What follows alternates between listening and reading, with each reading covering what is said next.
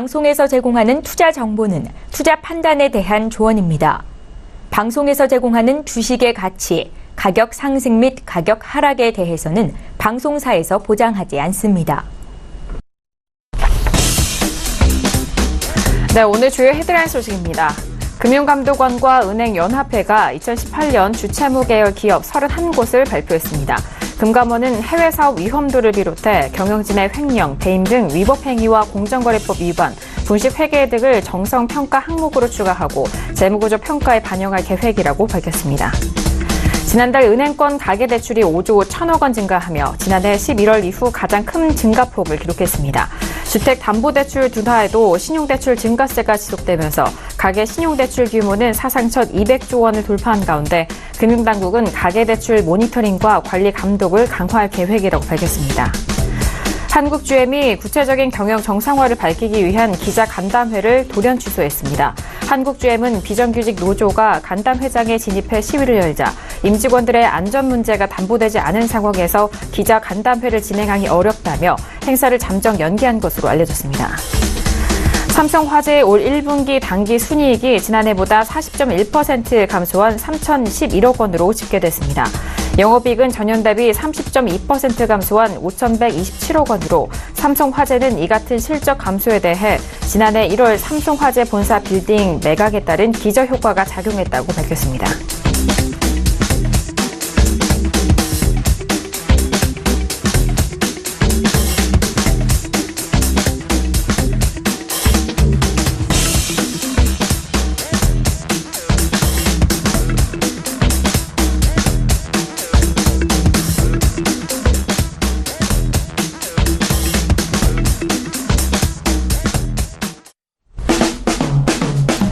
네, 안녕하세요. 평택천남 정석투자 MC 김은혜입니다. 한 주간의 시작인 월요일적이었습니다.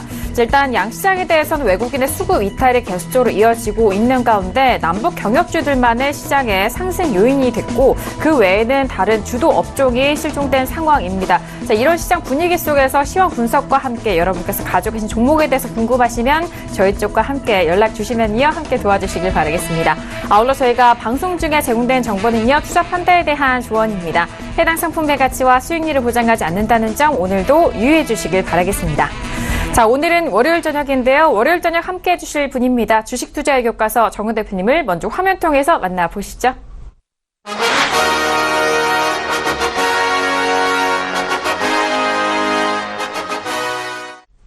네, 대표님 바로 인사 나눠보도록 하겠습니다. 대표님 안녕하세요.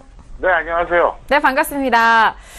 대표님 바깥의 날씨가 참 좋은데 하지만 우리 시장에 대한 분위기는 그렇게 따뜻하지만 않은 것 같아요. 오늘 시장 어떻게 보셨을까요?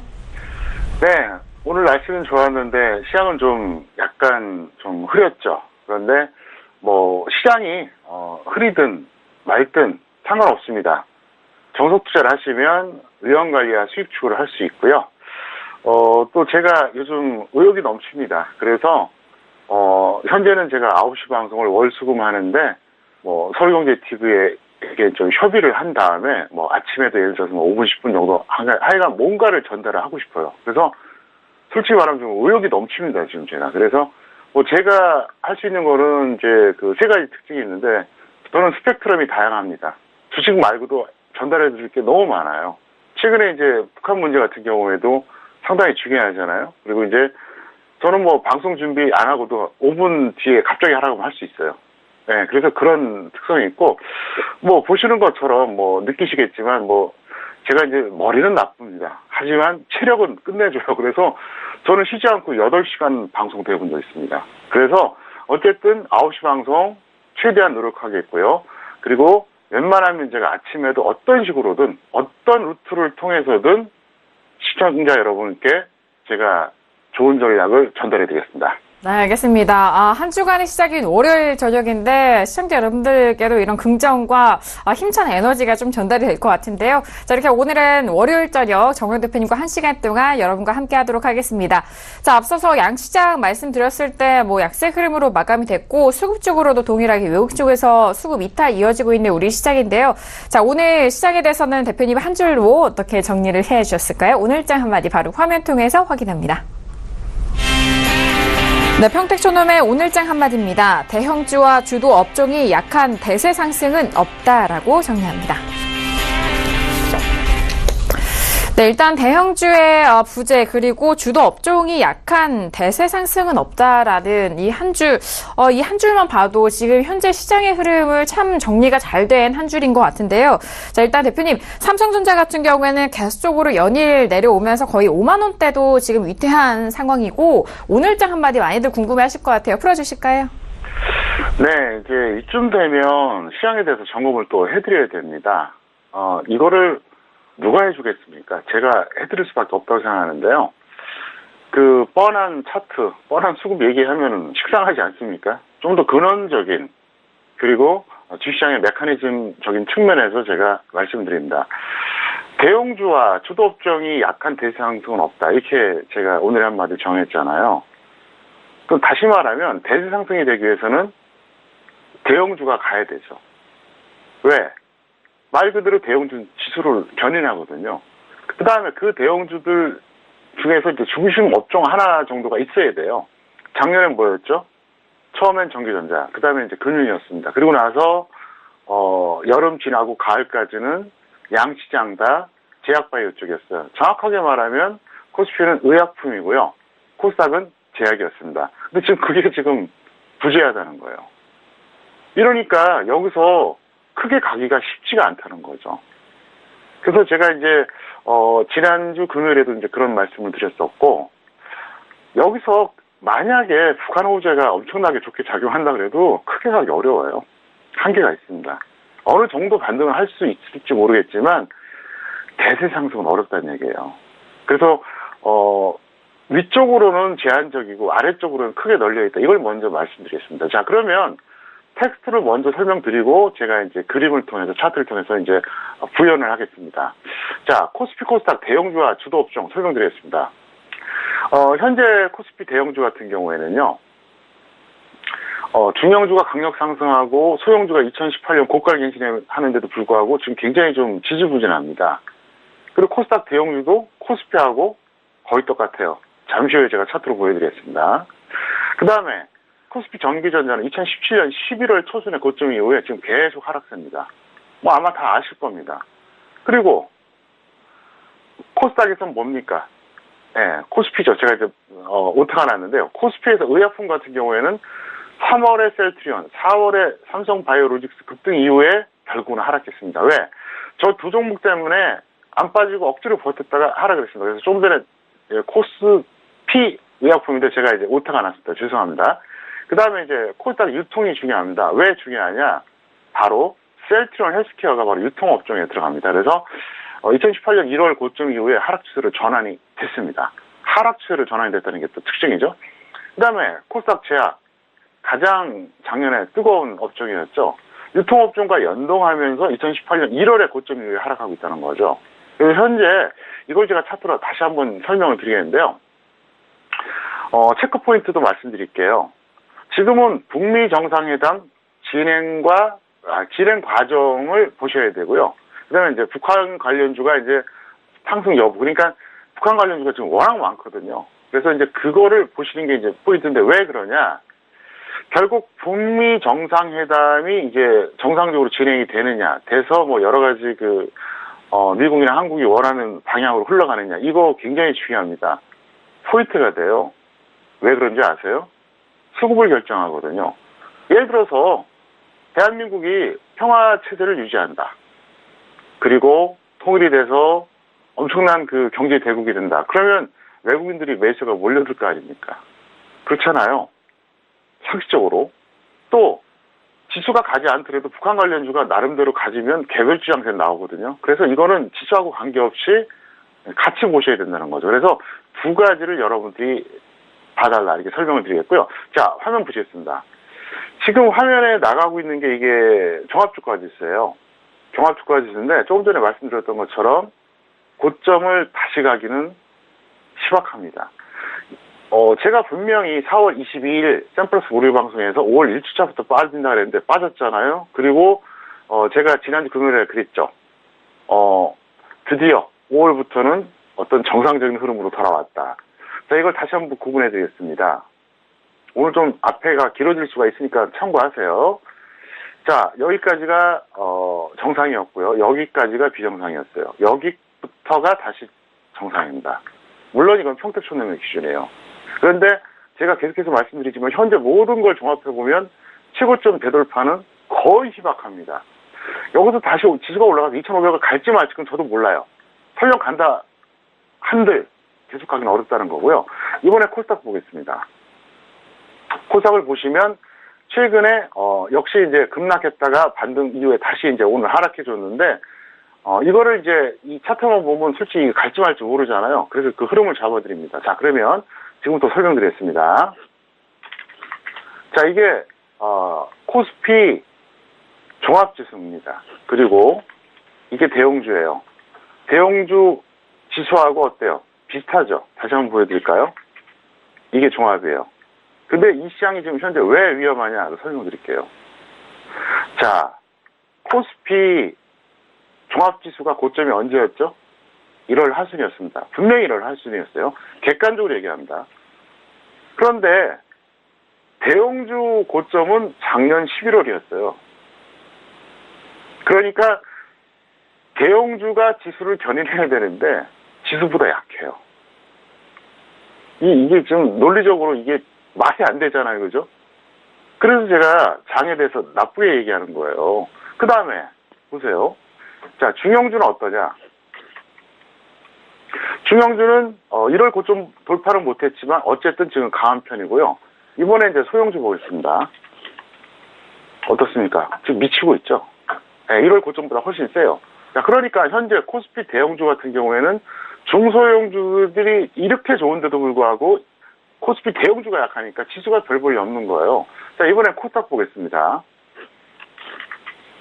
자, 코스닥을 보시면 이게 종합입니다. 자, 그 다음에 코스닥 대형주 한번 볼까요? 거의 똑같죠? 거의 똑같은데 차이가 있습니다. 이것도 똑같아요. 뭐가 똑같냐? 다시 한번 보여드리겠습니다. 자, 종합지수는 1월 하순의 고점이었어요. 맞죠? 객관적인 사실입니다. 그 다음에 코스닥 대형주, 이거는 1월 중순이었습니다. 똑같아요, 원리가. 그러니까 코스피나 코스닥이나 종합지수가 대형주보다 늦게 고점을 찍었다는 거죠. 무슨 얘기냐? 코스피나 코스닥이나 대형주가 지수를 견인하는 게 아니라 오히려 지수보다 약하다는 거예요. 좋을 수가 없죠. 자, 그런데 이번에 그러면 코스닥 중형주, 소형주 보겠습니다. 어떻습니까? 중형주 같은 경우 보면 나름대로 괜찮죠? 그 다음에 소형주 보겠습니다. 거의 미치고 있죠? 네, 거의 뭐 미치는 수준이에요. 왜냐하면 1월 고점을 월등하게 뛰어넘었잖아요. 자, 이런 상태에서는 단기적인 종목 장세는 나올 수가 있어요. 왜? 중소형주가 좋으니까. 근데 대형주가 약하기 때문에 전체적인 트렌드가 나쁘다는 겁니다. 그래서 제가 그 얘기를 하고 싶은 거예요. 그 다음에 이번에 이제 그 코스피의 그 주도업종 보겠습니다. 먼저 전기전자입니다. 어때요? 지금 약하잖아요. 지금 작년 11월 초에 고점 찍고 나서 지금 여전히 여기에요. 삼성전자 지금 거래가 재개됐는데 내려가고 있지 않습니까? 자, 그 다음에 이번에는 의약품을 보겠습니다. 의약품이 어떻습니까? 3월하고 4월에 한번 올라갔다가 결국 내려갔습니다. 근데 이것도 사실은 좀 거품이에요. 왜 그런지 아십니까? 3월에는 셀트리온, 4월에는 삼성바이오로직스 그것 때문에 올라간 거예요. 왜곡된 거죠. 정상적으로 강했던 게 아니에요. 결국은 이렇게 되잖아요. 자, 그 다음에 이번에는 코스닥 말씀드리겠습니다. 코스닥 같은 경우는 이제 예를 들어서 유통입니다. 자, 유통 심각하죠? 자, 하락 추세로 전환됐습니다. 평택촌놈 차트 이론에 의하면 61선이 120선 깼기 때문에 하락 추세라고 봐야죠. 그리고 1월에 고점 찍고요. 그 다음에 마지막으로 자, 제약주 보겠습니다. 제약업종입니다. 어떻습니까? 지금 120선까지 하락했어요. 무슨 얘기냐? 지금 그나마 개인들이 그나마 재미 보는 게 북한 관련주들 손안매 되는 거예요. 그거 외에는 별로 없어요. 최근에 바이오하신 분들 골탕 많이 먹었을 겁니다. 근데 북한 관련주들도 여기서 여러분들이 무작정 매수하고 홀딩하는 건 절대 아닙니다. 단타나 1박 2일 코스로 해야 돼요. 한 방에 다 그냥 무너질 수도 있습니다. 항상 그거를 감안하셔야 됩니다. 그래서 제가 지금 드리고 싶은 말씀이 뭐냐. 지금 보시다시피 어떻습니까? 대형주들이 코스피, 코스닥 종합지수보다 약합니다. 그 다음에 양시장의 주도 업종, 코스피에서 전기, 전자, 의약품, 코스닥은 유통, 제약.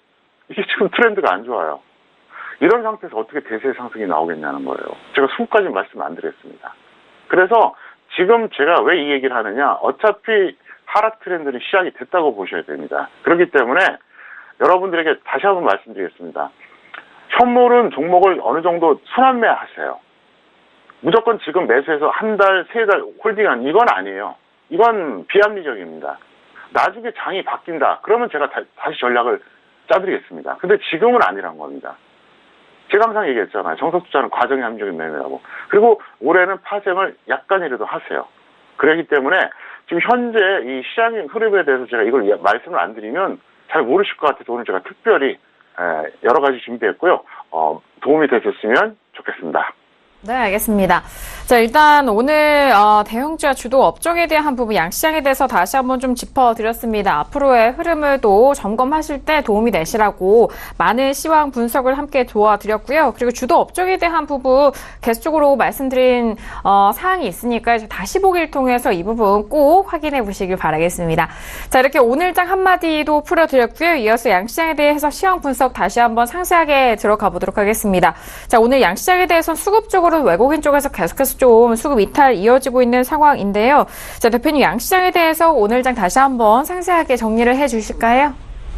네, 코스피는 대형주 약세와 외국인 매도로 이제 보합권 마감했습니다. 약간 이제 밀렸는데요. 뭐 보합권이라고 봐야죠. 뭐 굳이 하락이라고 할 건 없고요. 근데 저는 반등의 한계 구간이라고 보고 있습니다. 그래서 여기서 잘해봐야 2,500 다시 갈까 말까 아니면 그것도 못 갈 수도 있다고 봅니다. 그리고 이제 코스닥 같은 경우는 이제 유통업과 제약업종이 오늘 약했죠. 두 개가 지금 주도업종이라고 했잖아요. 원래. 물론 이제 현재는 주도업종이라고 볼 수가 없죠. 왜? 원래 주도업종의 개념은 지수를 견인하는 업종이에요. 그러니까 지금은 아닙니다. 현재형은 아닌데 어떻게 보면 과거형이라고 봐야죠. 그래서 이제 코스피보다 더 큰 하락을 했습니다. 오늘 1% 이상 하락했다 조금 이제 낙폭이 줄어들긴 했는데 어차피 거시적인 트렌드는 코스피와 연동된다 이렇게 설명을 드리겠습니다. 네, 알겠습니다. 자, 일단 코스피 시장 쪽에서는 대형주 약세와 외국인의 매도로 보합권 마감이 된 상황이고요. 자, 그리고 반등 한계 구간이다라는 그런 분석 추가적으로 짚어주셨습니다. 자, 그리고 코스닥 시장은 유통과 제약업종의 약세로 코스피보다는 큰 하락을 이어갔고 역시나 코스피 시장과 연동되는 흐름이다라는 분석 다시 한번 시황 분석 도와드렸습니다. 자, 이어서 여러분들의 주요 이슈와 공시 분석 사항도 함께 짚어드리도록 하겠습니다. 먼저 오늘의 이슈들 화면 통해서 먼저 확인하시죠.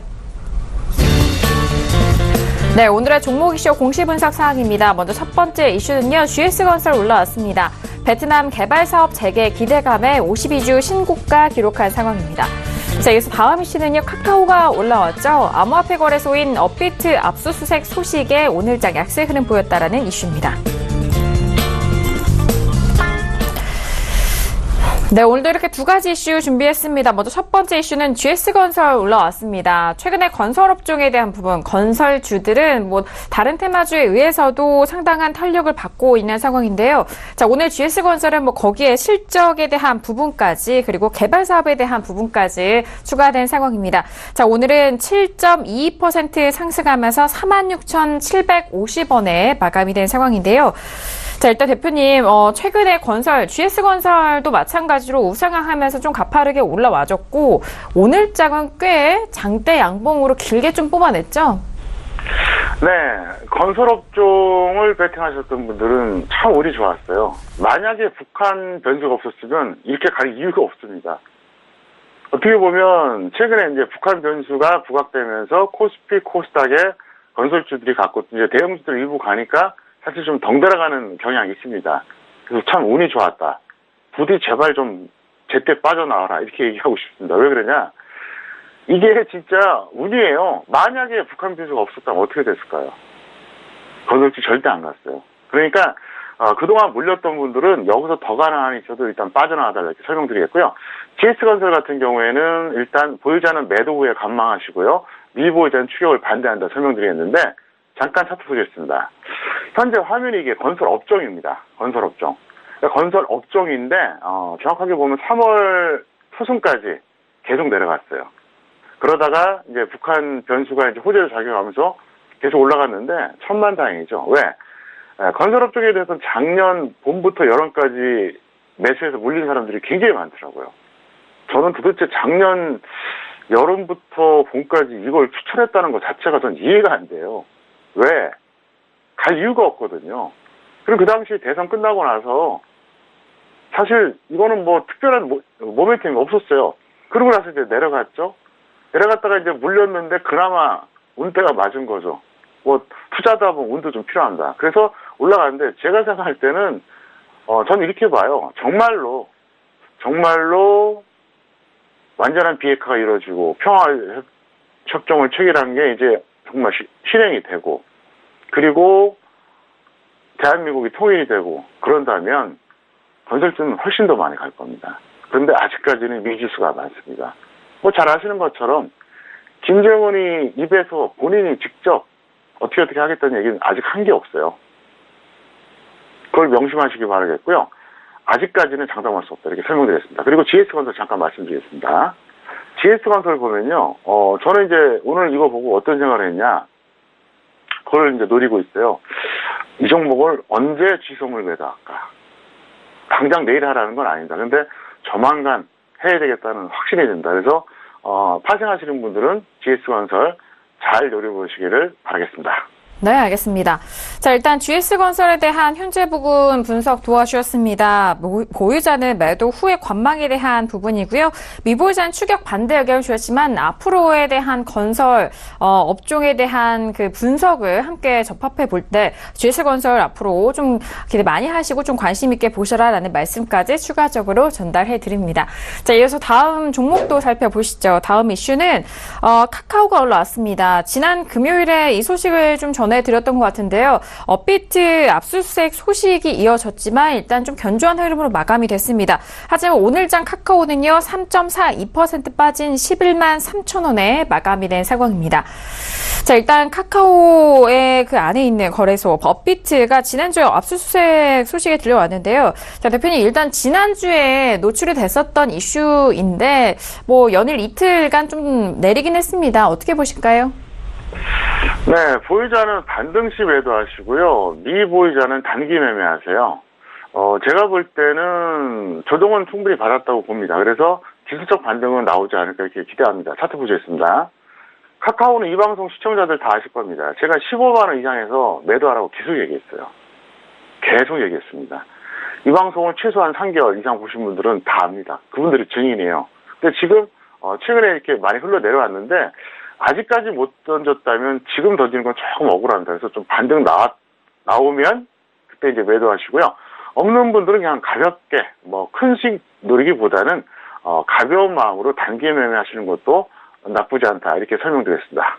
알겠습니다. 카카오 같은 경우에 일단은 조정은 충분히 받았다라는 분석과 함께 현재 가지고 계신 분에 대해서는 반등시 매도 의견 주셨고요. 미보유자에 대해서는 단기 매매로 좀 적합하다라는 그런 단기 반등 노려보라라는 전략까지 정리해드리도록 하겠습니다. 자, 이렇게 두 가지 이슈 GS건설과 카카오 알아봤고요. 이어서 오늘의 관심 종목도 만나보도록 하겠습니다. 오늘의 종목들 먼저 화면 통해서 확인합니다.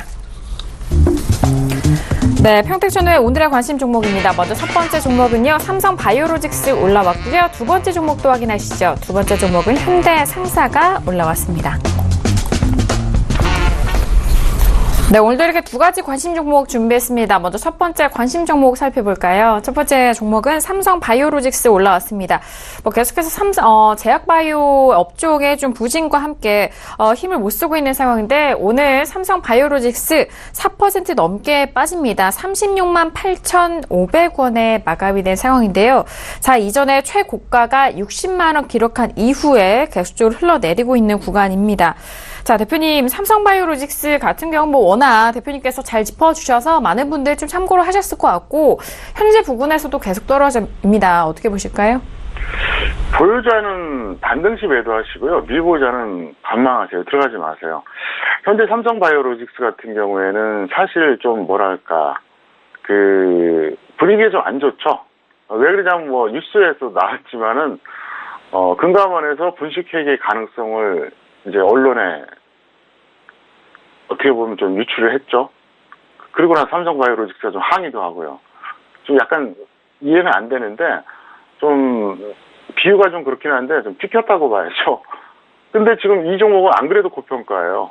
거기다가 지금 분위기 너무 안 좋습니다. 그래서 조금 어렵지 않을까 이렇게 보고 있겠고요. 차트 보시겠습니다. 저는 이 종목에 대해서 이 방송 보신 시청자분들 다 아실 겁니다. 여기서 제가 그 얘기 했었잖아요. 주식 선물이 없는 게 안타깝다. 만약에 주식 선물이 있었다면 이건 무조건 들어가야 된다. 근데 급락을 했잖아요. 그럼 제가 그러면 이 분식회계 그 논란을 알고 있었냐? 아니에요. 전 정보 없어요. 일치 없습니다. 전 그 누구하고도 뭐 통화한다거나 만나는 것도 없습니다. 왜? 정보 있다고 주식 더 잘할 것 같습니까? 그렇지도 않아요.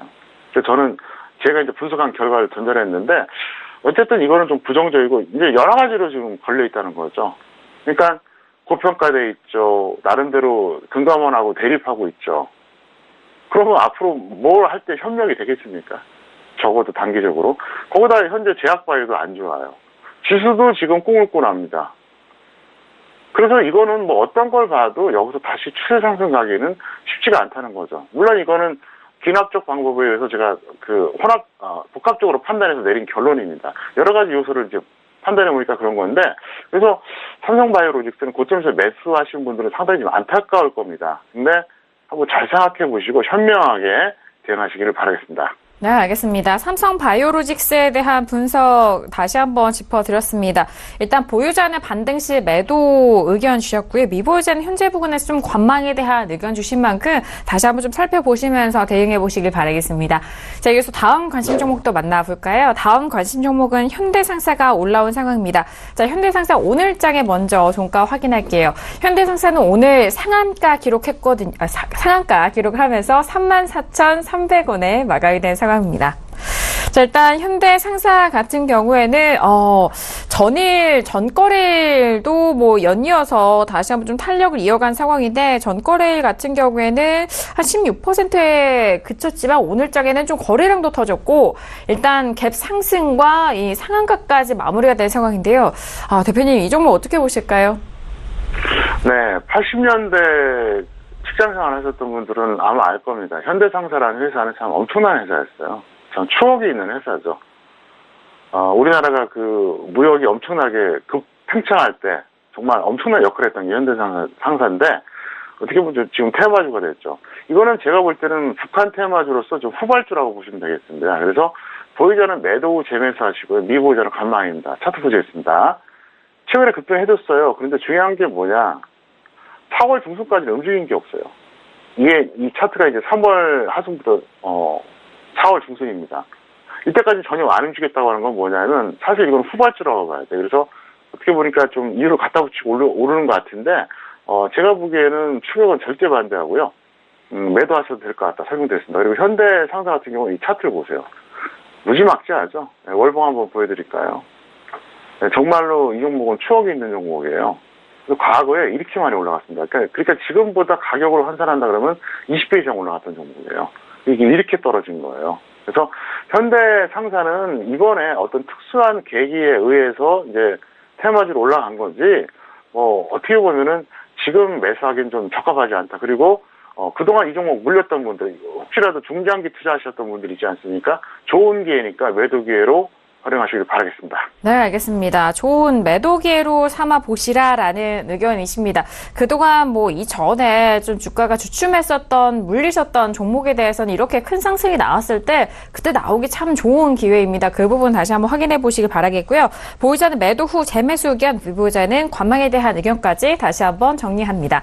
자, 오늘도 이렇게 두 가지 관심 종목까지 여러분들이 찾아가고 있습니다. 저희가 말씀드린 투자 내용은요, 투자 판단에 대한 조언이고요. 해당 상품의 가치와 수익률을 보장하지 않는다는 점 오늘도 유의해 주시길 바라겠습니다. 자, 이어서 여러분들의 종목 상담 도와드리는 시간이죠. 평촌에게 물어봐 시간으로 이어갑니다.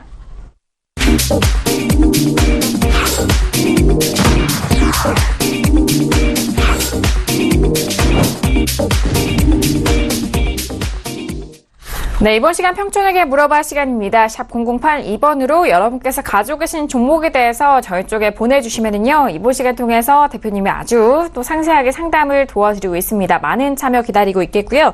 그리고 더욱더 특별하게 매주 금요일 저녁에는 저희 쪽에 문자 보내주신 시청자분에 한해서 두 분을 추첨합니다. 이 두 분께 평택촌놈 아카데미 시청권 드리고 있으니까요. 문자 보내보시고 또 이런 좋은 기회도 잡아보실 바라겠습니다.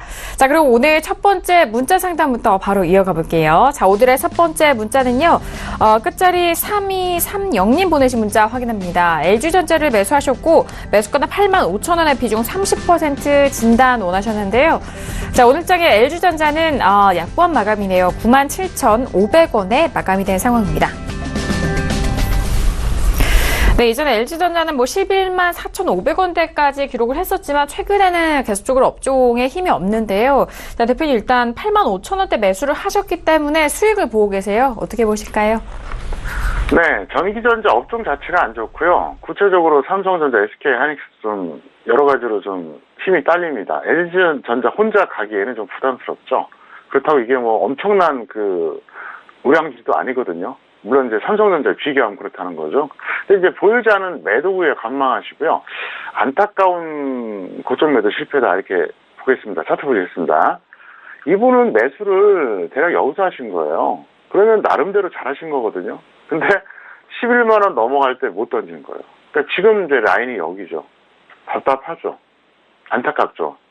그래서 아마 더 못 던질 겁니다. 그래서 아마 이분은 어쩌면 본전까지 내려올 때도 홀딩할 수도 있어요. 근데 그렇게 하지 마시고요. 일단 흐름상 던지는 게 맞다 설명드리겠고요. 서비스 팁으로 제가 LG전자 한 번 더 설명드리겠습니다. 제 방송을 1년 이상 보신 분들은 잊을 수 없는 종목입니다. 왜 그러냐? 작년 7월 27일에 제가 사실상 이 방송 제가 작년 3월 말부터 출연하면서 사실상 처음으로 추천했던 게 바로 이거였어요.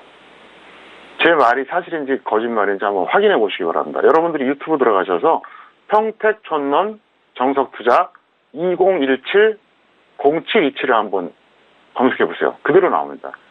제가 추천했던 게 다 나와요. 2017년 7월 27일입니다. 그래서 그날 밤에 언급해드렸는데 그 다음날 매수할 기회가 딱 왔어요. 사실상. 왜?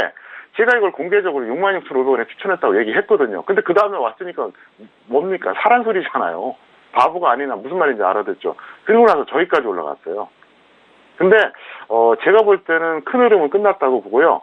올해 한번 크게 한번 또 밀릴 가능성이 높습니다. 그러면 또다시 올해도 한번 LG전자 정확한 늘림목에서 다시 한번 추천해드리겠습니다. 네, 알겠습니다. 자, LG전자 같은 경우는 작년에도 많은 분들 좀 아실 것 같아요. 또 대표님께서 좀 분석도 함께 도와주셨기 때문에 기억이 많이 나실 것 같은데 일단 LG전자는 보유자 매도 후 관망에 대한 의견 주셨습니다. 자, 이전에 11만 원대 좀 놓치신 부분 때문에 더욱더 좀 성장하지 못하는 그 부분도 있지만 하지만 또 대표님이 현재 보는 가장 또 유효한 전략 함께 도와주셨으니까 참고해 보시길 바랄게요. 자, 이어서 다음 문자 상담도 이어가 보도록 하겠습니다. 다음 문자는요. 끝자리 8909님 보내신 문자고요. 신신제약을 매수하셨네요. 매수가는 1,650원의 비중 15% 조언 궁금해하시는데요. 자, 오늘장 먼저 신신제약은요. 3.48% 빠진 9,440원에 마감이 된 상황입니다. 네, 신신제약 같은 경우는 만원대 매수를 하셨는데 최근에 만원대가 좀 깨진 상황이에요. 대표님 어떻게 보실까요? 손절 마이너스 5% 또는 15% 매도하시고요. 매수 가격이 좀 비합리적입니다. 물론 이건 저의 기준인데, 이 방송을 계속 보셨다면 아실 겁니다. 매수할 가격이 아니죠. 평택촌놈 정석투자에 의하면 평택촌놈의 차트 이론을 대입한다면 결과를 떠나서 이건 아닙니다. 차트 보시겠습니다. 제가 항상 얘기했잖아요. 자, 상승 추세 형성은 어떻게 한다고요? 자, 파란색 61선이 빨간색 110선 돌파했어요. 이럴 때 21선 아래, 61선 위, 아니면 120선 아래라 그랬습니다. 그러면서 제가 신신당부했죠. 이 종목, 이 신신제약인데 61선하고 120선 사이에서 매수하지 말라 그랬어요. 물론 그 사이에서 매수해서 갈 수도 있어요. 가지 않는다는 건 없습니다. 근데 확률이 떨어져요. 이건 제가 단연간 밝혀낸 겁니다. 항상 얘기하지만 저의 차트 이론은 처음 들어보셨을 겁니다. 당연하죠. 어디서 베낀 게 없어요, 저는요. 제가 다 만들어낸 겁니다. 그래서 어쨌든 앞으로 시청자분들은 이거를 유념하세요. 물론 60일과 120선 사이에서 매수했다 가는 경우도 있긴 해요. 가지 않는다는 건 없는데 확률이 그렇다는 겁니다. 그래서 제가 이제 여러 가지를 다 한번 알고리즘 만들어서 이렇게 해보니까 확률이 급격하게 떨어지는 걸 발견했습니다. 그래서 저는 제가 만든 이론을 단순하게 그냥 감으로 얘기하는 게 아니에요. 나름대로 알고리즘을 다 짜낸 겁니다. 그 대표적인 게 뭐죠? 바로 평택전용 기술특허 적정주가입니다. 그 알고리즘을 통해서 제가 그거를 신청해서 특허를 받은 거거든요. 어쨌든 이 원칙, 이 기준 꼭 참고하시기를 바라겠습니다. 네, 알겠습니다. 신신제약에 대한 부분입니다. 일단 조언 원하셨는데 손절은 마이너스 5% 또는 더욱더 하락시는 마이너스 15% 매도 의견 드렸으니까 참고해 보시길 바라겠습니다. 자, 이어서 다음 문자 상담도 바로 이어가 볼게요. 다음 문자는요. 끝자리 6388님 보내주신 문자입니다. 잉글로드 랩을 매수가 6,400원의 비중 30% 손절해야 할까요? 문자 하셨는데요. 자, 오늘장의 잉글로드 랩 같은 경우에는 약보합 마감이고요. 6,190원에 마감이 됐습니다. 네, 일단 6,400원대 매수를 하셨고 지금 손실을 보고 계신 가운데 일단 손절을 처리를 먼저 해야 되는지 여쭤보시는 것 같아요. 네, 본전 또는 마이너스 10% 매도 후에 재매수하세요. 뭐 나쁜 종목은 아닙니다. 그리고 약간 좀 조급한 매수였다. 이렇게 볼 수 있겠는데요. 차트 보시겠습니다. 이분이 여기서 매수하신 거예요. 여기서. 조금 조급했죠. 왜냐하면은 이제 계속 내려가다가 이제 최근에 좀 올라갔잖아요. 그러니까 놓치는 거 아니야 하고 따라잡은 거예요. 왜 조급했다 그러냐면 이거를 충분히 매수할 기회가 있었는데 그때 놓치고 나니까 막 갑자기 이제 좀 나름대로 이제 늘림목이라고 보고 따라잡은 거거든요. 이게 아니에요. 보세요. 이것도 역시 평택전용 차트 이론입니다. 자, 분명히 빨간색 121선 아래 파란색 61선이 있습니다. 추세가 뭐죠? 하락 추세입니다. 저는 지수든 종목이든 무조건 61선이 120선 아래 있으면 하락이라고 봐요. 위에 있으면 상승입니다. 이거 역시 제가 만들어낸 이론이고요. 근거가 다 있습니다. 그리고 제가 이거 말하기 전에 이런 이론을 발표한 사람이 없었어요. 제가 바보가 아니잖아요. 아주 좀 치밀한 사람입니다. 그래서 저는 제가 이론 만들고 뭔가 근거를 남긴 다음에 있나없나 다 찾아봤어요. 없어요. 제가 유일하게 이렇게 주장하고 있습니다. 지금 이 순간에도 그래요. 자, 하락 추세의 종목은 언제 매수하라고요? 61선, 5일선, 21선 탈 때 이때입니다. 여기도 왔잖아요. 네, 여기도 왔어요. 항상 5일선, 21선 탈 때 매수한다고 수익 나느냐? 그건 아닙니다. 하지만 확률이 높아져요. 자, 보세요. 이 구간에서도 보시면 어떻습니까? 결국은 떨어졌지만 한번 반등했죠? 물론 결국은 떨어졌어요. 이 구간에서도 어때요? 여기서 또 한번 반등했죠? 물론 결국 떨어졌습니다. 이 구간에서 어떻습니까? 나름대로 굉장히 크게 갔어요. 무슨 얘기냐? 최소한 5% 10%짜리 단타가 나온다는 얘기예요. 확률상 그렇다는 얘기예요. 결국은 다시 하락할지라도 일단 그렇다는 얘기입니다. 그래서 이걸 참고하시면 돼요. 근데 제 방송을 보고 어줍지 않게 이거를 이제 수식을 짜는 사람들이 있어요. 그거 큰일 나요. 제가 다 공개하지 않았기 때문에 그래서 5일선, 21선을 타더라도 이게 단기로 볼 때하고 중기로 볼 때가 이제 구분이 됩니다. 근데 그거는 나중에 제가 차차 말씀드리겠고요. 어쨌든 이것만 알고 계셔도 어떻습니까? 터무니없이 매수하지 않잖아요. 그렇기 때문에 역시 이 평택전용 차트 이론도 잘 참고하시기를 바라겠습니다. 네, 알겠습니다. 잉글로드 랩 같은 경우에는요, 일단 상승 시에는 본전, 손절은 마이너스 10% 짚어드렸고요. 매도 후에 재매수 의견 드렸습니다. 그리고 여러분께서 참고하실 만한 그런 차트 이론과 적정 주가에 대한 부분도 함께 현명하게 대응해 보시기 바라겠습니다. 자, 이어서 다음 문자 상담도 이어가 보도록 할게요. 다음 문자는요, 끝자리 0052님 보내신 문자입니다. 다원시스를 매수하셨고 매수가가 17,850원의 비중 20% 향후 전망 궁금해 하시는데요. 자, 오늘장의 다원시스 먼저 종가 확인합니다. 오늘은요 6% 넘게 상승했고요. 18,550원에 마감이 됐습니다. 네, 일단 다원시스도 현재 부근에서 수익을 보고 계신 상황인데 최근에 좀 기록을 했었던 17,000원대에서 좀 매수를 하신 것 같은데요. 대표님 어떻게 보실까요? 네, 보유자는 매도 관망하시고요. 미보유자는 저가 이탈 시 접근하세요. 그래서 이 종목 같은 경우에는 지금 뭐 크게 기대하기엔 조금 좀 부담스럽다 이렇게 말씀드릴 수 있습니다. 그래서 보유자는 그냥 적당히 던지고 이제 관망하시고 미보유자는 저가 이탈 시 그러니까 최근 저가가 이제 4월이었습니다. 그러니까 그 가격이 이탈하면 매수하고 아니면 말자 이렇게 결론을 내려드리겠습니다. 네, 알겠습니다. 일단 오늘장에 뭐 상승으로 추가 상승이 가능한지도 좀 궁금해하실 것 같은데 일단 크게 좀 바라보기는 어려운 종목입니다. 자, 그 부분에 있어서 보유자 는 매도 후 관망에 대한 의견이고요. 미보유자는 현재 가격대보다 더욱더 좀 떨어졌을 때 저가가 이탈 시에 미보유자는 접근 가능하다라는 전략까지 챙겨드립니다. 자, 이어서 다음 문자 상담도 이어가 볼게요. 다음 문자는요. 끝자리 4718님 보내신 문자입니다. 동원 시스템즈를 매수가 54,000원의 비중 80% 매도해야 할까요? 라고 문자를 주셨는데요. 자, 오늘장의 동원 시스템즈는 1.55% 상승하면서 42,600원에 마감이 됐습니다. 네, 동원 시스템즈 같은 경우에는 최근에 단기적으로도 뭐 긴 추세와 단기적으로 계속적으로 하락을 하고 있는 상황인데 대표님 비중도 80%나 꽤 많으시셨거든요. 매도해야 될까요? 약 20% 이상 평가 손이고요. 매도해야 할까요? 하고 물어본 분들이 실제로 매도하겠다는 마인드는 10%가 안 됩니다. 제가 이제 경험이 많잖아요. 우리나라에서 18년째 주식상담 프로그램 출연한 사람 아마 없을 겁니다. 저밖에 없을 거예요. 제가 많이 상대해봤는데 이분은 속마음 그거예요. 동태촌 놈아 그냥 홀딩 안 하고 얘기 좀 해줘 그거거든요. 그래서 제가 말씀드릴게요. 이분 현실적으로 못 던져요. 그래서 현실적으로 중기 보유를 하세요. 어쩔 수가 없습니다. 왜? 그나마 아주 나쁜 종목은 아니거든요. 다만 이분은 개인 투자자의 4가지 실패 원인 중에 하나입니다. 근데 그걸 거의 다 갖고 있다는 게 이게 문제라는 거죠. 차트 보시겠습니다. 여기서 무려 80% 매수하신 거예요.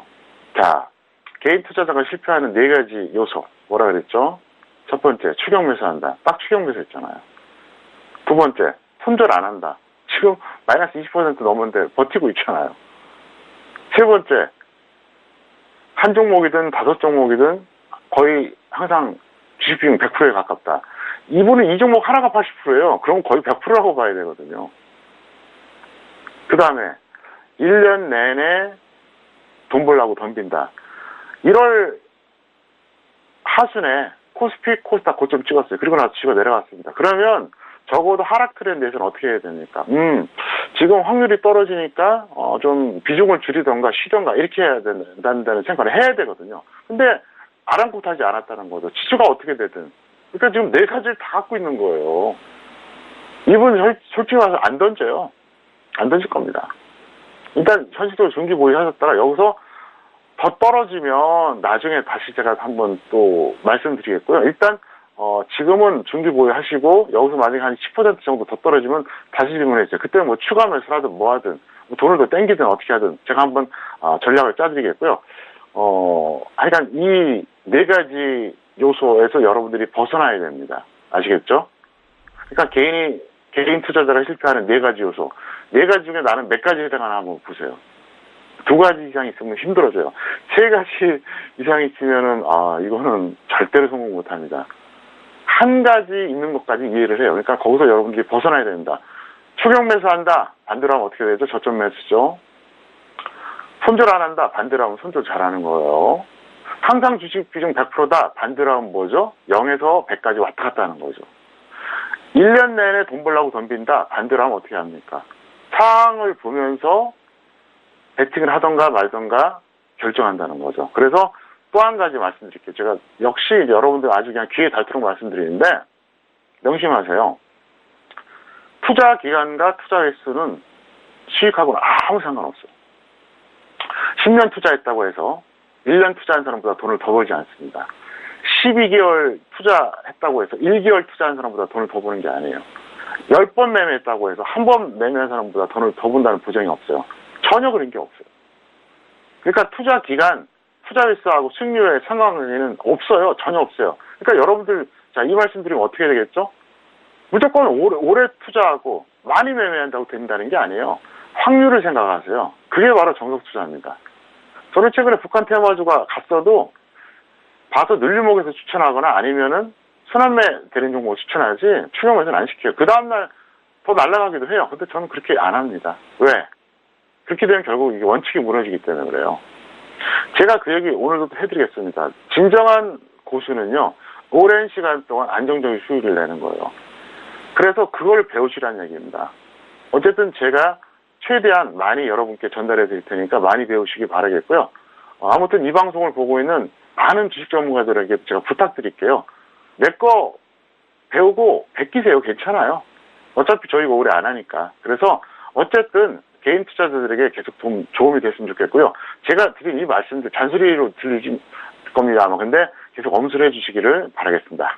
네, 알겠습니다. 동원 시스템즈에 대해서 일단 좀 안타까운 마음에 진심 어린 조언도 좀 추가적으로 말씀드렸습니다. 현실적으로 좀 중기 보유에 대한 의견을 주셨는데요. 일단 계속적으로 보유하시고 이후에 계속해서 손실이 더 늘어나신다면 그때 다시 한번 저희 쪽에 문자 주시길 바라겠습니다. 자, 이어서 다음 문자도 이어가 봅니다. 다음 문자는 끝자리 1521님 보내신 문자입니다. 셀트리온일 매수가 31만 원의 비중 20% 전망 궁금해 하시는데요. 자, 오늘 장에 셀트리온은 추가적으로 하락하면서 1.92% 빠집니다. 25만 5천 원에 마감이 된 상황입니다. 네, 일단 셀트리온도 역시나 최근에 제약바이오 업종과 같은 흐름을 좀 이어가고 있는 상황이잖아요. 31만 원대다 보니까 이제 좀 손실이 꽤 커지고 계시는데요. 셀트리온은 초장기 보유가 아니라면 매도가 합리적입니다. 아마도 이분은 그 초장기 보유란 말에 아마 그 포인트를 맞출 겁니다.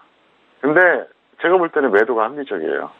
일단 단기나 중기로 볼 때 초장기, 그러니까 정말 최소 5년 아니면 10년 갖고 있다 그러면 굳이 반대 안 하는데 그게 아니라면 던지는 게 낫습니다. 근데 이분이 과연 던질 수 있을지 그건 좀 의문입니다. 셀트리온은 평택촌놈 기술특허 적정주가에 의하면 적정주가가 38,500원입니다. 38,500원짜리. 그러니까 엄청나게 고평가된 거죠. 이게 39만 원대까지 간 거니까 어떻습니까? 거의 10배 이상 갔다고 봐야 되죠. 차트 보시겠습니다. 이분이 여기서 매수하신 거예요. 여기서 31만 원. 그러니까 제가 말씀드렸던 그 원칙에서 크게 벗어나지는 않습니다. 당시로는 맞는데 문제는 지금 120선까지 이탈했다는 거죠. 여기서 만약에 저점을 깨게 되면 더 올라내릴 가능성이 있다는 얘기예요. 그래서 제가 드린 말씀이니까 현명하게 잘 판단해 보시기를 바라겠습니다. 네, 알겠습니다. 셀트리온 같은 경우에는 일단은 초장기, 일단 길게 좀 장기적으로 보유하지 않으신다면은 현재 부근에서 매도가 합리적이다라는 부분까지 추가적으로 전달해드리도록 하겠습니다. 자, 이어서 다음 문자 상담 빠르게 이어가 볼게요. 다음 문자는요, 끝자리 0133님 보내신 문자인데요. 바이오로메드의 매수가 23만 3,600원의 비중 25% 조언 꼭 부탁드립니다. 문자 주셨습니다. 자, 역시나 같은 제약바이오 업종인데요. 오늘 바이오로메드도 5.54% 빠질 18만 7,700원에 마감이 된 상황입니다. 바이오로메드도 앞서 셀트리온과 좀 유사한 흐름 보이고 있는데 대표님 추가적으로 조언 부탁드릴까요? 네, 지금이라도 매도가 합리적이고요. 절대 고평가되어 있습니다. 바이오로메드는 적정 주가가 12,800원짜리입니다. 그렇게 대응하시기 바라겠고요. 화면 보시겠습니다. 여러분들이 그 샘플러스 들어오시면 됩니다. 서울경제TV 접속하시고 샘플러스 들어오시면 이렇게 평택촌놈 기술특허 적정 주가를 확인할 수 있습니다. 그래서 여기 보시면 바이오로메드를 이렇게 검색하면 어느 바가 나오죠? 12,800원 나옵니다. 현재 코스피 100, 코스닥 50 종목은 제가 항상 오픈하고 있습니다. 그래서 바이오로메드 같은 경우도 이제 대형주인데 여기 정확하게 나오고 있지 않습니까? 그래서 이 기준으로 본다 그러면 사실 이거는 지금도 고평가되어 있습니다. 그래서 차트 잠깐 볼까요? 보시면 어떻습니까? 한때 이게 얼마까지 갔죠? 여기까지 간 겁니다. 거의 가격대가 30만 원 정도 갔었죠? 근데 지금도 고평가되어 있어요. 그리고 이분이 매수하신 가격대가 23만 3천 원이니까 대략 한 이 정도 됩니다. 이 정도 돼요. 그러니까, 이때 단기 매매는 제가 굳이 반대할 이유가 없어요. 근데 저거를 그냥 무작정 홀딩한다고 하는 것은 좀 비합리적이다. 그리고 너무 고평가되어 있어요. 그렇기 때문에 제가 여러분께 이걸 항상 확인해 보라는 그런 겁니다. 다시 한번 보시겠습니다. 보시면 어때요? 여기 보면 바이오로메드 딱 입력을 했잖아요. 그러니까 딱 나오잖아요. 이거 무료로 제공하는 거예요. 돈 받는 것도 아니에요. 저는 이거 기술특허 따기 위해서 여기 들어간 시간 돈이 커요. 근데 그냥 드리잖아요. 활용하시라는 얘기입니다. 왜 안 하십니까? 그리고 저를 이제 보신 지 얼마 안 된 분들은 이게 진짜냐고 아마 굉장히 좀 놀랄 겁니다. 근데 사실이에요. 한번 보여드리겠습니다. 어차피 보인 거. 보세요, 여기. 여기 특허증이 있잖아요. 특허증이 있습니다. 여러분들이 특허청에 들어가서 검색하시면 다 나와요. 그리고 현재 제가 항상 얘기하잖아요. 대한민국에서 유일하게 지금 이 기술 특허 갖고 적정주가를 말하는 주식 전문가라고 사실입니다. 그래서 정답은 아니지만 여러분들이 이걸 아는 것과 모르는 것은 엄청난 차이가 있어요. 그래서 적정주가가 10,000원짜리인데 10만 원 가는 주식이 있어요. 근데 예를 들어서 그게 이제 한 7만 원 되면 눌림목이라고 들어가요. 근데 알고 보면 그게 10,000원짜리였거든요. 계속 더 빠진 경우가 많습니다. 그래서 여러분들이 정말로 단기 매매할 때는 의미가 없겠지만 중장기 매매할 때는 반드시 적정주가를 확인해 보시기를 바라겠습니다. 네, 알겠습니다. 반드시 중장기적으로 또 접근하실 종목에 대해서는 적정주가 활용하신다면 더욱더 유효하실 것 같습니다. 반려매도도 매도가 합리적이고 현재 절대 고평가되어 있는 종목 다시 한번 확인해 주시길 바라겠습니다. 자, 오늘도 이렇게 다양한 종목 상담 여러분들 찾아갔습니다. 저희가 말씀드린 내용은요, 투자 판단에 대한 조언이고요. 해당 상품의 가치와 수익률을 보장하지 않는다는 점 다시 한번 유의해 주시길 바라겠습니다. 자, 오늘 월요일 저녁 대표님과 함께 했는데요. 오늘 함께한 대표님과는 여기서 인사 나누도록 하겠습니다. 대표님 오늘 말씀 감사합니다. 네, 감사합니다. 네, 다양한 투자 내용과 함께 종목 상담 도와드렸습니다. 많은 도움이 되셨길 바라겠고요. 저희는 내일 이 시간 이강민 전문가님과 어윤학 연구원님과 함께 돌아오도록 하겠습니다. 감사합니다.